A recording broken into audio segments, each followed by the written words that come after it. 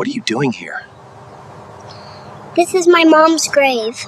Some secrets don't die with the people who kept them. They wait. They wait in quiet cemeteries, in folded letters, in the eyes of children who look exactly like the man who never knew they existed.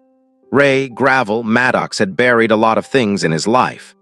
Pain, regret, people he loved. But nothing had prepared him for what was waiting at his ex-wife's grave on a sweltering Tuesday afternoon in July. The heat was the kind that doesn't move. The kind that sits on your chest and reminds you that you're alive whether you want to be or not. Ray pulled his Harley off the main road and cut the engine at the cemetery gate. He sat there for a moment, big hands still gripping the handlebars, the leather of his cut cracking softly as he exhaled. His salt and pepper beard caught the sunlight. His eyes, dark and steady beneath heavy brows, scanned the rows of headstones ahead. He hadn't been back to this town in over 5 years. He hadn't planned on ever coming back, but death doesn't ask for your plans. He'd found out about Emily the same way you find out about everything painful these days, a message from someone he barely remembered, a name from the old life, a link to an obituary that felt like a punch to the sternum. She had passed 3 weeks earlier, quietly, in the same small town where they'd once tried and failed to build something worth keeping. Ray had stared at that message for 2 days before he could move. He hadn't gone to the funeral. Part of him told himself it wasn't his place anymore. The other part, the honest part, knew he was afraid of what it would feel like to stand in a room full of people who knew how badly he'd let her down. So he waited. And he carried it. And then one morning, before the sun was fully up, he pulled on his boots, zipped his jacket, and rode 3 hours without stopping, telling himself the whole way that this was just closure. Just one final goodbye to a chapter that had ended badly. He wasn't ready for a new one to begin. The cemetery was still. A few scattered bouquets wilted near headstones. A groundskeeper moved in the distance, slow and unhurried. Ray walked the gravel path alone, the crunch of his boots the only sound beside the wind moving through the old oak trees. He found Emily's grave near the back section, beneath a tree that had probably been there 100 years before either of them were born. But he didn't get close right away, because something stopped him. 20 feet from the grave, he saw them. 2 little girls, maybe 5 years old, kneeling in the grass. They were small and slight, wearing matching red sweaters that were at least 1 season too warm for July. Their hair dark brown, pulled into low pigtails, moved gently in the breeze. One of them clutched a small bundle of wildflowers, the kind you pick from the roadside. The other held a folded piece of paper pressed against her chest like she was protecting it from the world. They were whispering to each other, wiping their eyes on their sleeves.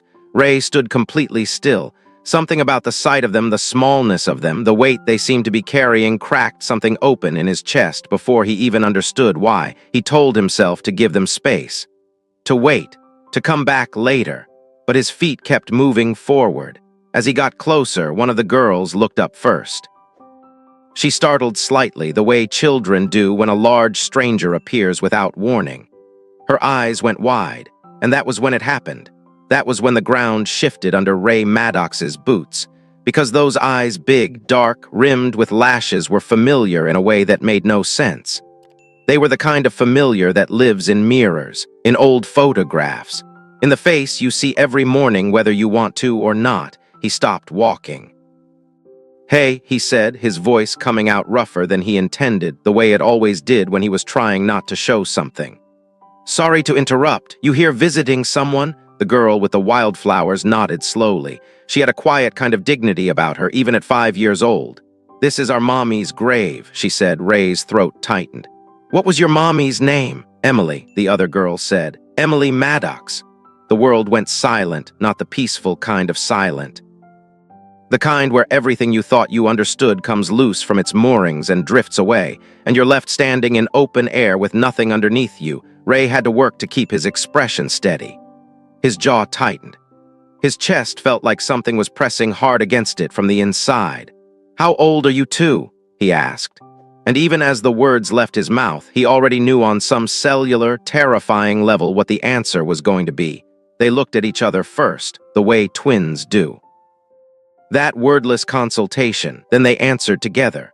5. One word, 5 years, 5 years since the divorce. 5 years since the last fight, the last door slammed, the last silence that stretched until it became permanent. 5 years since Ray Maddox climbed on his bike and rode away from the life he and Emily had tried to save and couldn't. He looked at their faces again, really looked, the curve of the jaw, the set of the brows, the dark eyes that didn't flinch, and he knew, God help him, he knew. These weren't just Emily's daughters, they were his. He lowered himself slowly to one knee in the grass, not because he planned to. His legs simply stopped holding him the way they should. The girls watched him carefully. Children are extraordinary readers of adults. They sense the cracks long before anyone admits they're there. These two studied him with the quiet wariness of kids who had already learned that the world was not always safe. I knew your mom, Ray said, his voice barely above a murmur. A long time ago. The girl with the flowers tilted her head. Were you friends? He paused. We were more than that. We were married. Both girls went very still, and then the smaller one, the one clutching the folded letter, whispered something that cut straight through every wall Ray Maddox had ever built around himself. We don't have anyone else. He had ridden 3 hours to say goodbye to the past. He had no idea he was about to inherit the future. Ray didn't move for a long moment. The girl's words hung in the summer air like smoke that wouldn't clear. We don't have anyone else. 5 words. Spoken without drama, without performance. Just a quiet, devastating statement of fact from a child who had already learned that honesty was easier than hope. Ray had faced things in his life that would make most men look away. He'd ridden through storms that bent trees sideways. He'd sat beside brothers in hospital beds and said things you can't unsay. He'd buried friends. He'd walked away from love because he didn't know how to stay inside it without breaking something. But nothing, not one moment in 47 years of hard living had hit him like those 5 words from a 5-year-old girl in a red sweater. He steadied himself. What do you mean? He asked carefully. No one else like who? The girl with the folded letter, the slightly bolder one, glanced at her sister first. That silent twin language again. Permission granted. Mommy got sick, she said. She tried to stay strong for us, but she got really tired. She paused, the way children pause when they're choosing words they've heard adults use, words too large for their mouths, but the only ones available. After she died, we went to stay with Miss Diane, our neighbor, but Miss Diane says she can't take care of us much longer. Ray's jaw tightened. Where is Miss Diane now? She dropped us off, the other girl said. She said she'd come back later. Ray looked around slowly. The cemetery was quiet. A groundskeeper far in the distance. A couple near the entrance visiting their own grief. No one nearby. No adult standing watch over 2 5-year-olds kneeling in the summer heat beside their mother's grave. The anger that moved through him was swift and low, like a current beneath still water. Not at the girls. Not even fully at Diane. He didn't know her yet, didn't know her circumstances. But the image of these 2 children, alone in this place, waiting for someone who hadn't come back, that settled into him like a stone. He kept his voice even. How long have you been waiting? The girls exchanged another glance. A long time, Sarah said quietly. Ray stood slowly, his knees cracking the way they always did, now a reminder that the years had their own opinions about how long a man could kneel. He looked down at both girls, studying their faces one more time as if he still needed convincing. He didn't. What are your names? He asked. Sophie, said the bolder one, clutching her wildflowers a little tighter. I'm Sarah, said the other, her arms still wrapped around the folded letter. Ray repeated them quietly to himself. Sophie, Sarah. He'd never named anything in his life that mattered. His bike had a name called her Mercy, which his brothers always said was ironic for a man with so little of it. But children, a family, that had always been the country he rode past but never entered. Those are good names, he said gruffly.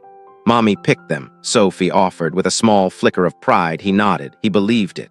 Emily had always had a way with words, with the weight of them, the precision of them. She could say more in a name than most people could say in a paragraph. He pulled out his phone.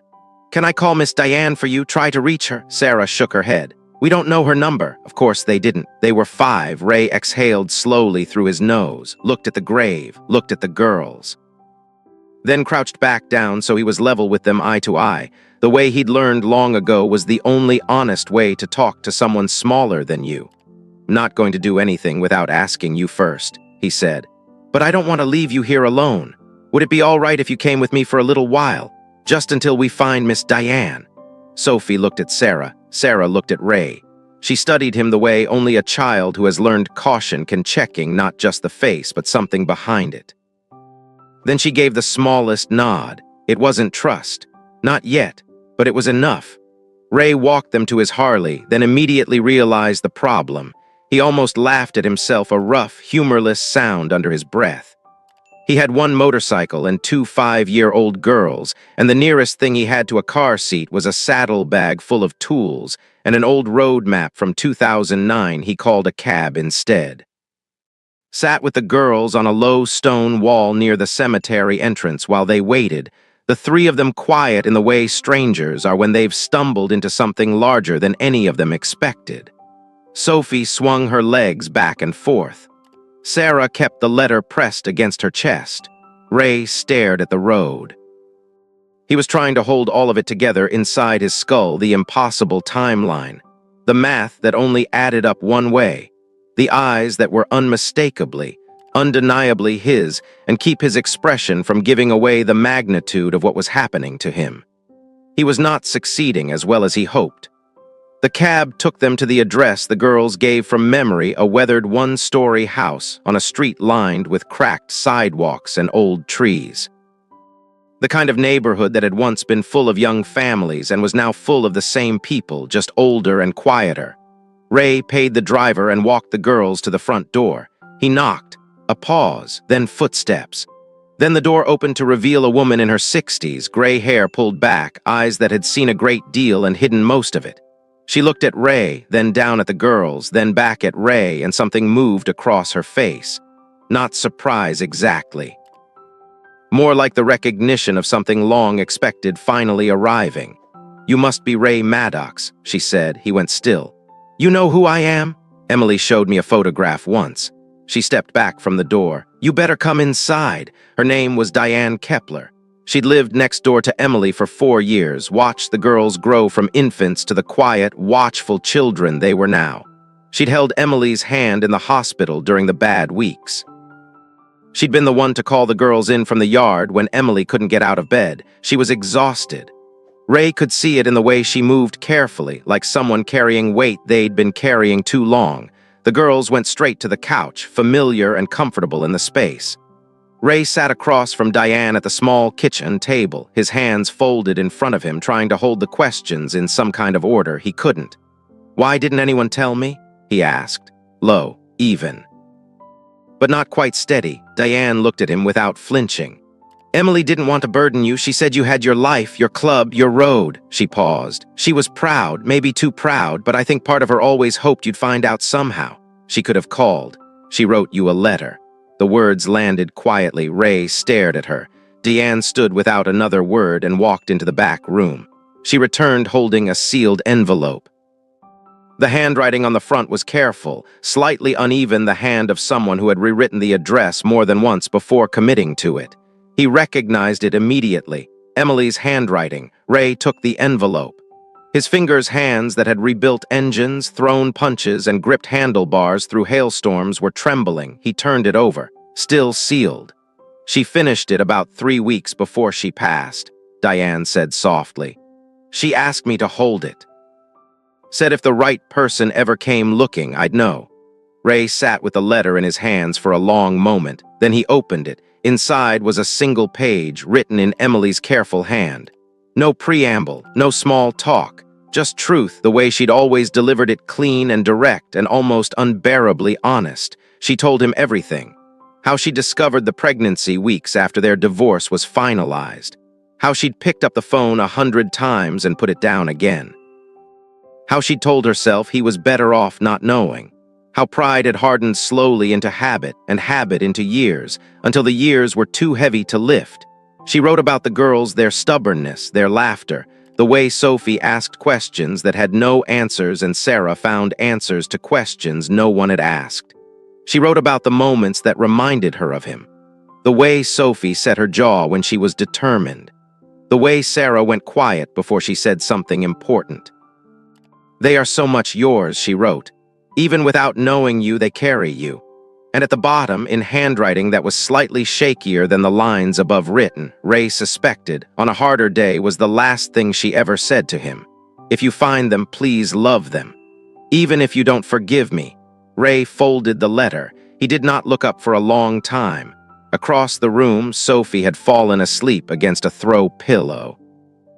Sarah sat beside her sister, still holding her own folded letter, the one she'd brought for her mother, pressed against her chest like a shield. Ray looked at them, and something in him that had been locked for 5 years, something he hadn't even known was still there, came quietly, irrevocably undone. He turned back to Diane. His voice, when it came, was low and certain in a way he hadn't planned. "I want to take them with me, not just for today." Diane's eyes filled. She nodded once. "I hoped you'd say that." He had come to say goodbye to the woman he once loved. Instead, she had left him the most important thing she ever had. And now the only question that mattered was whether he was man enough to carry it. Have you ever received a message, a letter, a call, a moment that arrived too late but still changed everything? Drop your thoughts in the comments. You might be surprised how many people feel exactly the same way. There are two kinds of courage.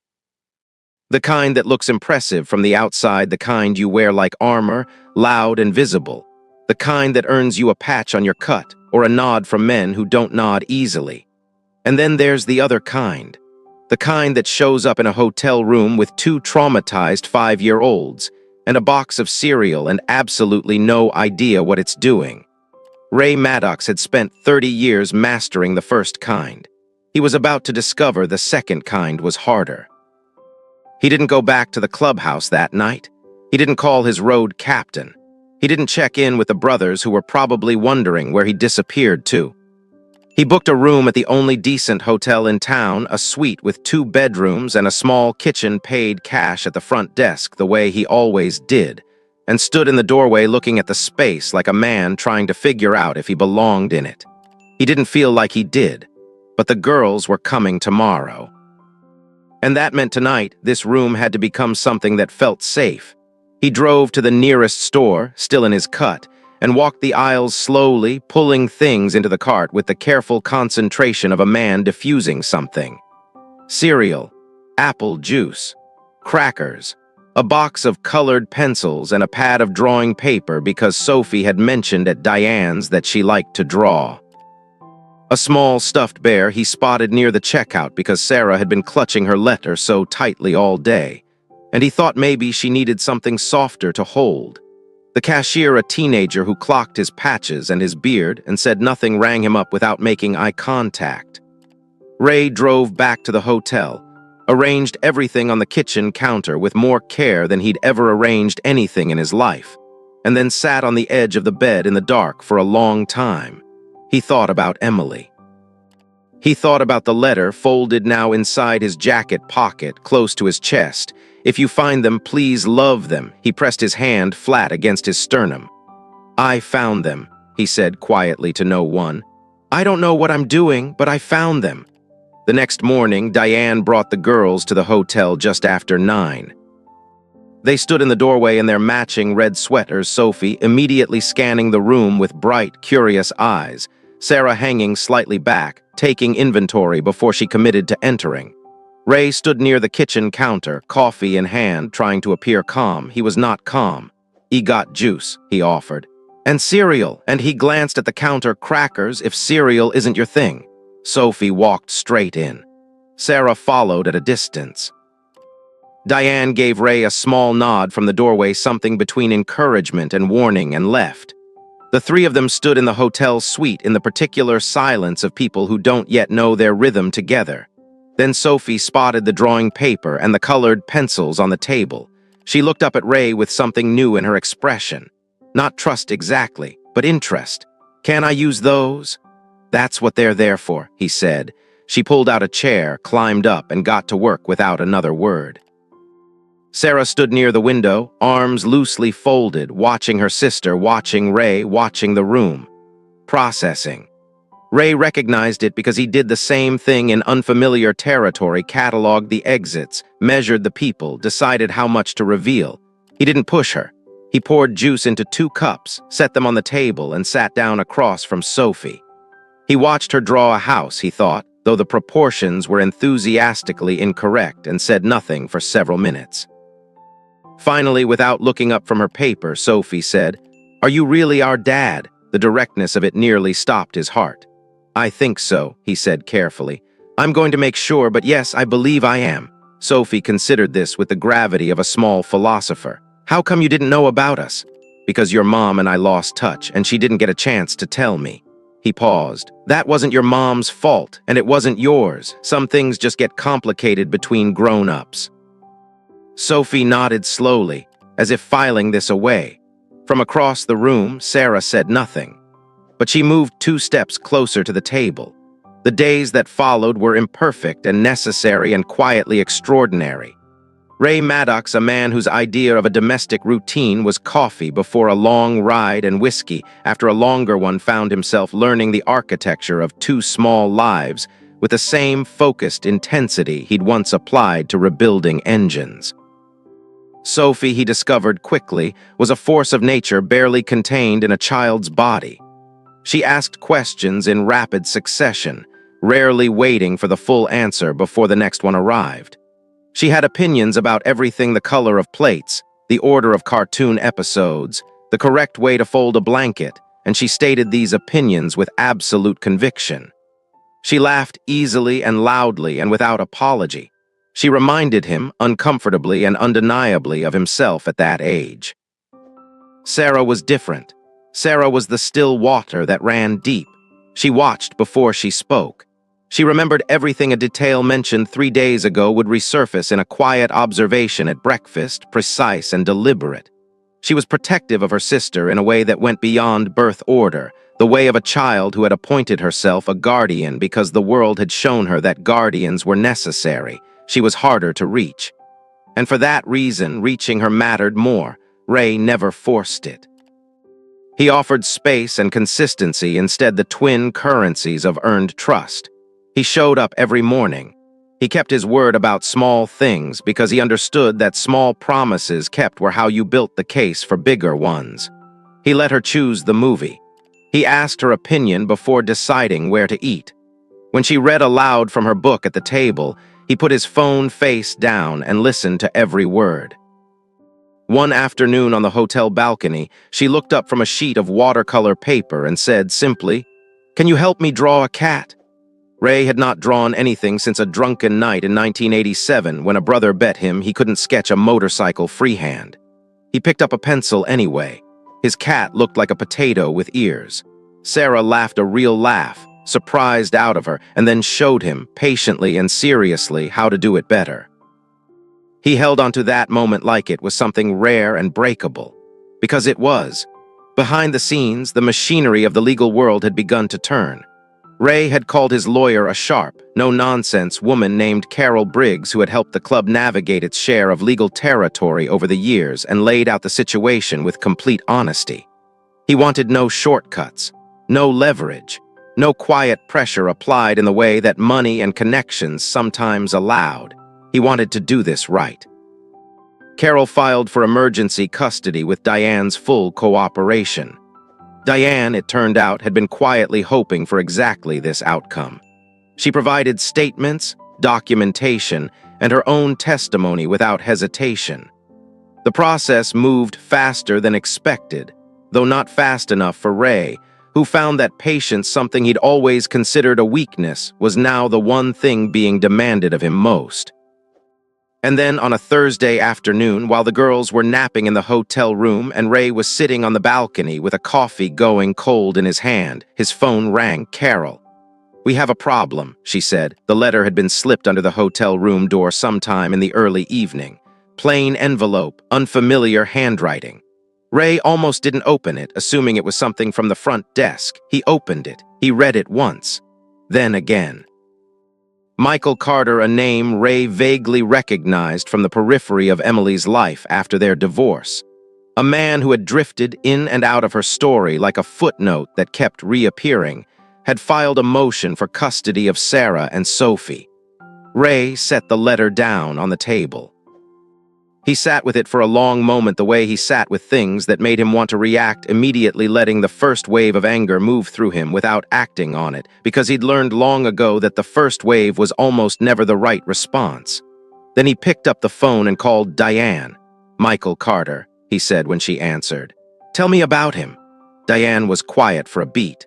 "Then he came around sometimes when Emily was sick, brought groceries twice, maybe 3 times. Acted like that made him family." Her voice had an edge to it.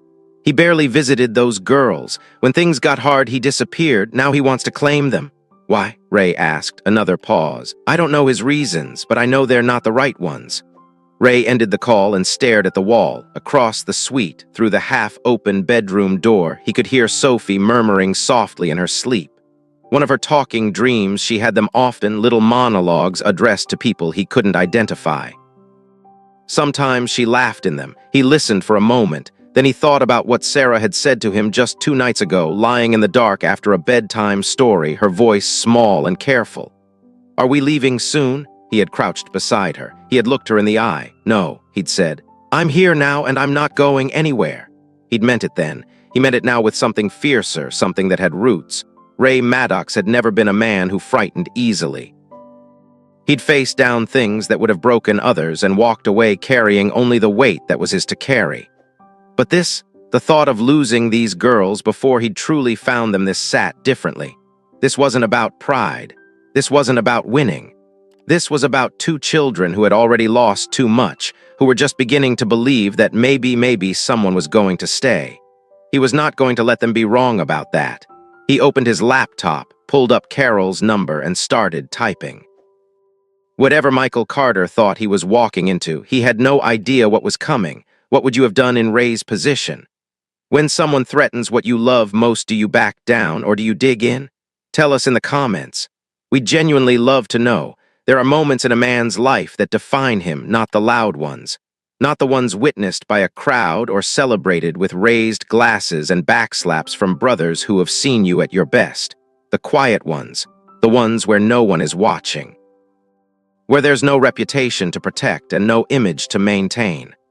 Where it's just you, stripped of every layer you've spent a lifetime building, standing in a room that doesn't care who you are, only what you're willing to do. For Ray Maddox, that room had beige walls, creaking wooden benches, and fluorescent lighting that made everyone look slightly worse than they were. It was the most important room he'd ever walked into. He'd dressed carefully that morning, not in his cut. Not in the leather and patches that announced who he was to the world before he ever opened his mouth. He understood what this room required, and it wasn't armor.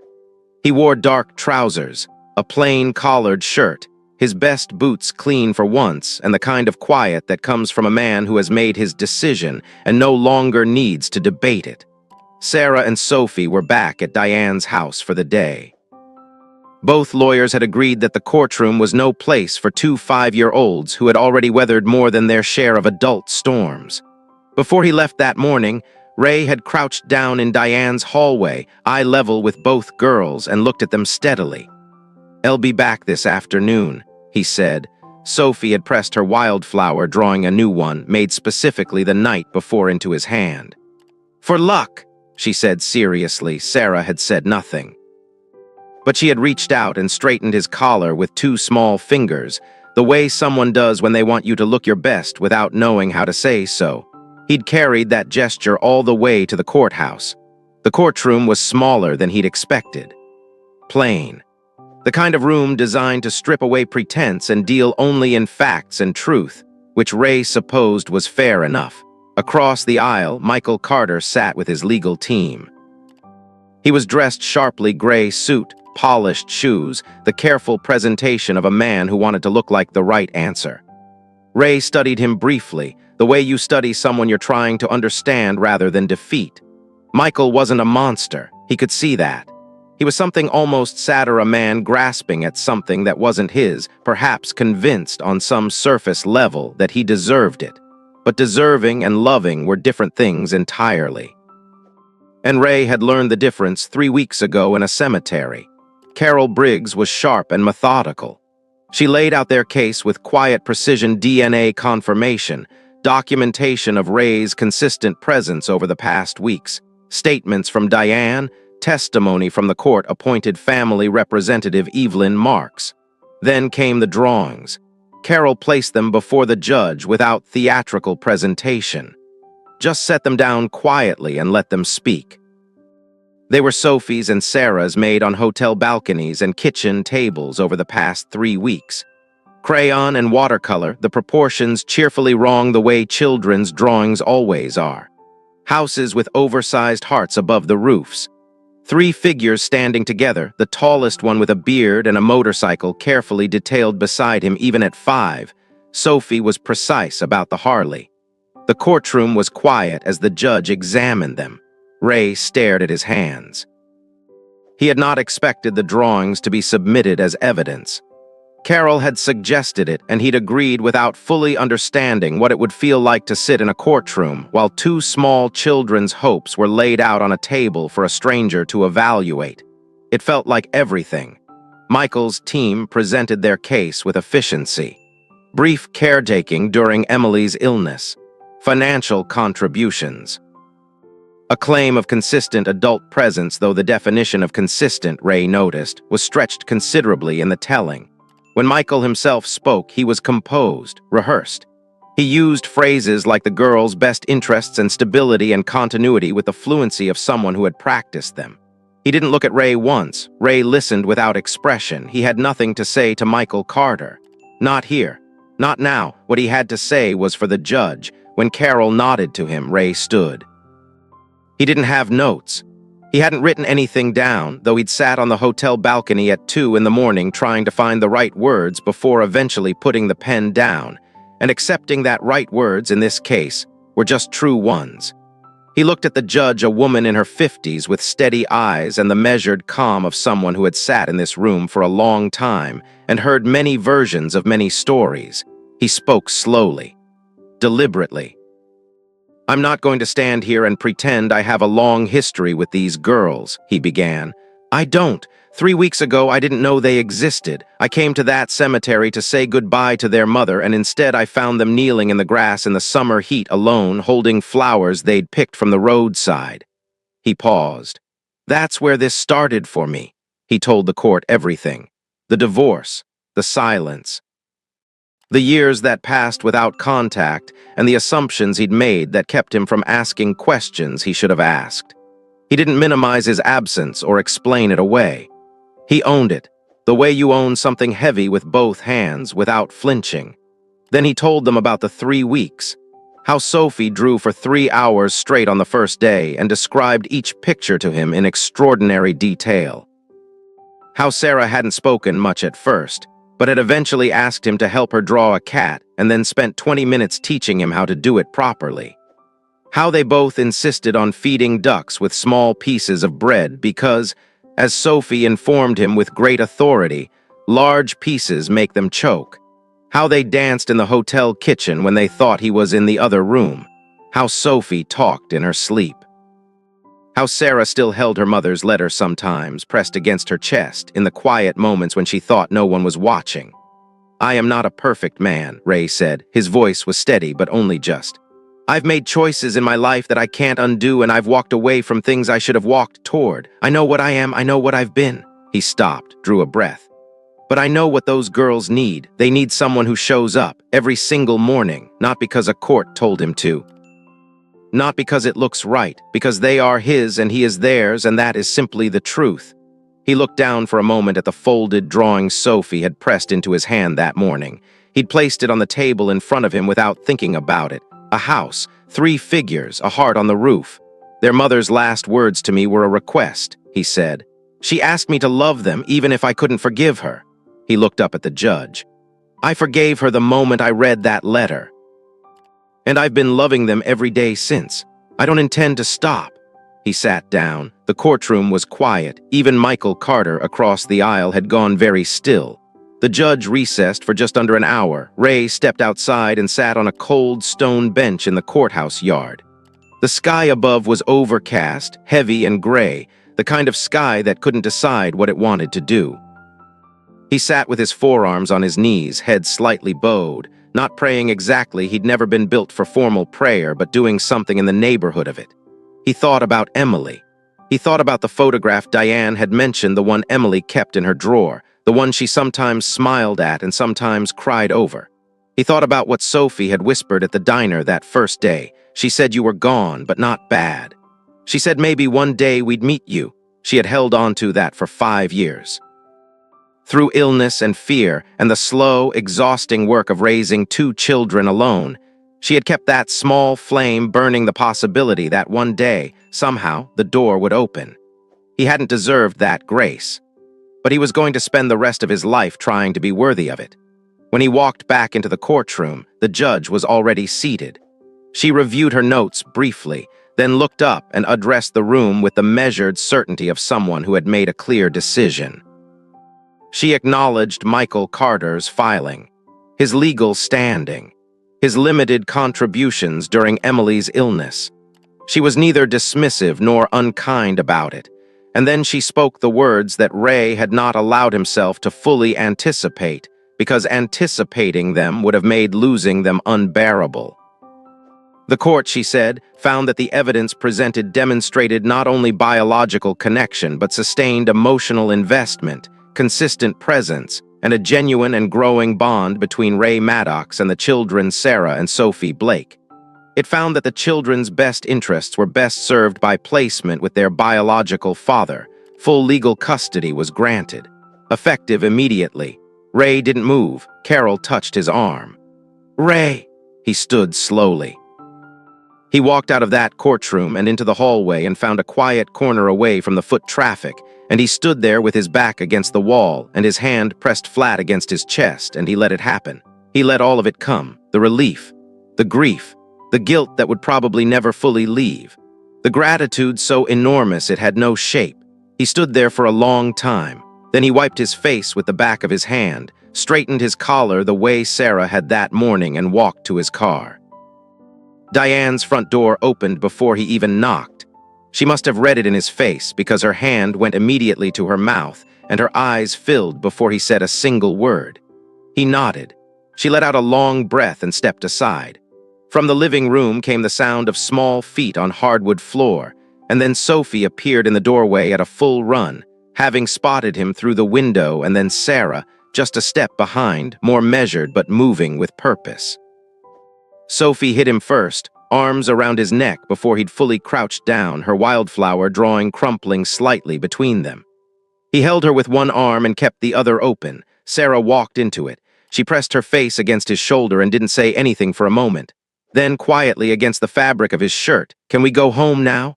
Ray closed his eyes. Home. He had owned houses. He had crashed in clubhouses and slept in fields beside his bike under open skies. He had lived in spaces that were his name on a lease, his stuff on a shelf. He had never in 47 years used that word the way she just had, like it was a place that held people, like it was something you built rather than something you bought. "Yeah," he said, his voice rough at the edges. "Let's go home." The first morning in their new house was loud and warm and nothing like anything Ray Maddox had ever known. Sunlight poured through the kitchen windows onto the wooden floor. The walls were painted in colors the girls had chosen themselves, a soft yellow for Sophie, a quiet blue for Sarah, their personalities made visible in the paint. The place smelled like fresh beginnings, and within 20 minutes of breakfast starting, burnt pancake edges. Ray stood at the stove in a faded T-shirt and his socks, attempting pancakes with the focused determination of a man who understood that failure here was not an option. Sophie sat at the counter providing a running commentary on his technique. Sarah sat at the table with a book, reading aloud in a quiet, steady voice that filled the kitchen like music. He burned the first batch. Sophie declared it a disaster with great satisfaction. He made another batch. They ate together at the kitchen table, syrup pooling on the counter, blueberries rolling across the floor, Sophie deliberately dropping them to see how far they'd go, Sarah pretending not to notice while clearly noticing everything.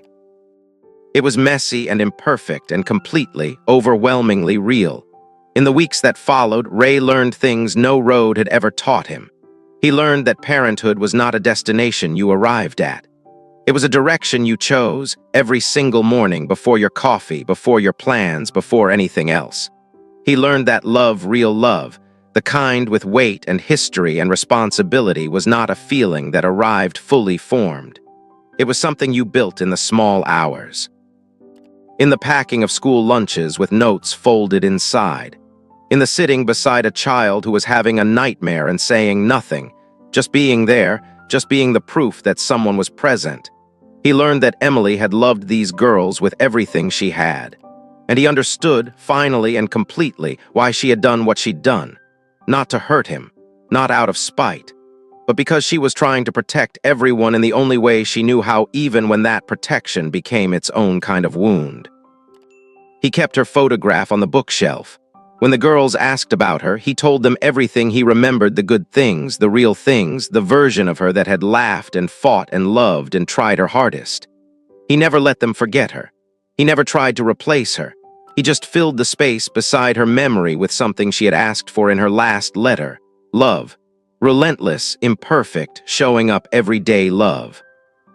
One evening, near the end of the first month, Ray took the girls to the same open hill outside of town where the stars came through without the interference of city lights.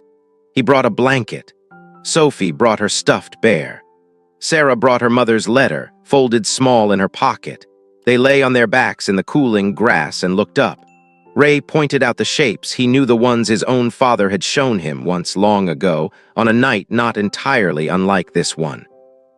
Sophie named the stars whatever she wanted to name them, which he privately thought was the better approach. Sarah found patterns in the spaces between them which seemed exactly right for her. After a while, the talking slowed. The night settled around them, soft and enormous. Then Sophie asked quietly, to the sky more than to him, "Do you think Mommy can see us up there?" Ray was quiet for a moment. "I think she's watching all the time," he said. "And I think she's proud of you, both of you." Sarah turned her head toward him. In the starlight, her eyes were very steady. "Would she be proud of you?" she asked. He'd been afraid of that question his whole life. The version of it that asked whether he'd done enough, been enough, shown up enough for the people who needed him. He'd always known the answer was no, but for the first time the answer had a yet attached to it. "I hope so," he said honestly. "I'm trying to be someone she would be proud of." Sarah looked at him for a long moment. Then she shifted closer, just slightly, and rested her head against his arm. The three of them lay there under the open sky, the stars indifferent and beautiful above them, and Ray Maddox, a man who had spent his life in motion. Always one road ahead of the things that hurt, finally, completely, stopped running. This was it, not the life he had planned. Not the future he had imagined, something better, something he hadn't known he was allowed to want. Two little girls who had found him in a cemetery and trusted him despite every reason not to. A woman who had loved him enough to ask him, from beyond her own ending, to be better. And a home small and warm and full of burnt pancakes and wildflower drawings, and the sound of Sarah's voice reading aloud in the morning that was more real than anything he had ever built with money or reputation or miles of open road. He had come to say goodbye. Instead, he had been given everything. Ray Maddox didn't become a father the day his daughters were born. He became one the day he chose to stay. And that is the whole truth of it. Some people come into our lives like a door swinging open when we least expect it. Some second chances don't announce themselves. They kneel quietly in the grass and look up at you with familiar eyes and wait to see what kind of person you're going to be.